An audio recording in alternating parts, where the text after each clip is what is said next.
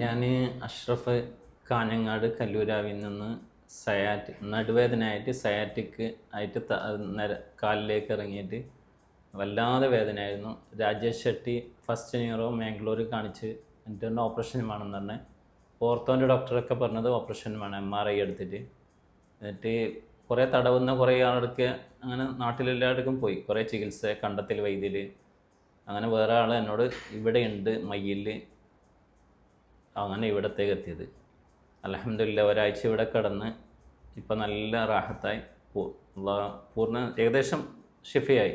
80-90% മുകളിൽ ഷിഫയായിട്ടുണ്ട് അൽഹംദുലില്ലാ.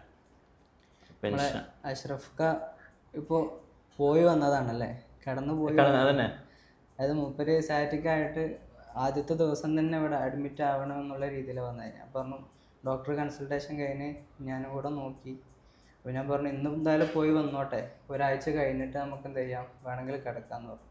മൂപ്പര് ഡ്രസ്സൊക്കെ ആയിട്ട് തന്നെ വന്നത്, ഇവിടെ കിടന്നേ മതിയാവുള്ളൂ എന്നുള്ള രീതിയിൽ വന്ന്. അതെ അതെ, നമ്മളൊരു 7 ദിവസത്തെ ട്രീറ്റ്മെൻറ്റ് കഴിഞ്ഞു. കാര്യമായിട്ട് ഡീകംപ്രഷനും ടോയിന മസാജാണ് കൊടുത്തത്, പിന്നെ അക്യുപങ്ചറിൻ്റെ നീഡിൽ സ്റ്റിമുലേഷൻ കാര്യങ്ങളൊക്കെ.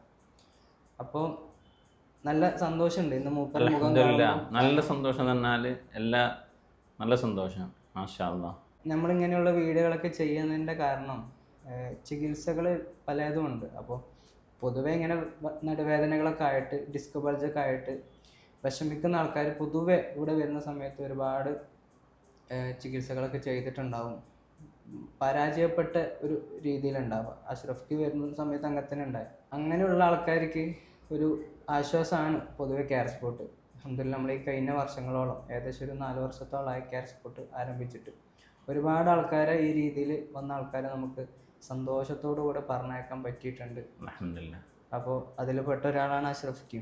അപ്പോൾ നമ്മളെ വീഡിയോകളൊക്കെ കാണുന്ന സമയത്ത് പല ആൾക്കാർക്കും ആദ്യം ഉണ്ടാവുന്നത് നമ്മളെ ചികിത്സയുടെ ആ മെത്തേഡുകളും മുറകളൊക്കെ കാണുന്ന സമയത്ത് ചിലപ്പോൾ പേടിയുണ്ടാവും, നമ്മൾ ചെയ്യുന്ന രീതികളൊക്കെ കാണും. അങ്ങനെ എന്തെങ്കിലുമൊക്കെ ബുദ്ധിമുട്ടുണ്ടായോ?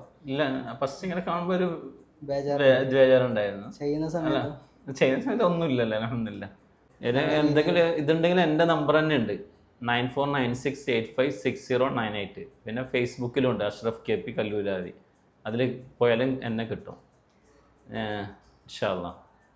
അപ്പോൾ ഒരു ട്രൂ എവിഡൻസ് ആണല്ലോ അഷ്റഫ്. ഞാൻ അഷ്റഫ് തന്നെ ഇങ്ങോട്ട് മുന്നോട്ട് ഇറങ്ങി പറഞ്ഞതാണ് ഇതൊക്കെ. എന്തായാലും ഇൻഷാ അല്ലാഹ് റബ്ബ് ഇനിയും നല്ല രീതിയിൽ മുന്നോട്ട് പോകാൻ തൗഫീഖ് നൽകട്ടെ, ബുദ്ധിമുട്ടുകളൊന്നും ഇല്ലാതെ പ്രാർത്ഥനയിൽ ഇൻഷാ അല്ലാഹ്. നിങ്ങളെല്ലാവരുടെയും പ്രാർത്ഥനകളിൽ നമ്മൾ പ്രതീക്ഷിക്കാം ഇൻഷാ അല്ലാഹ്.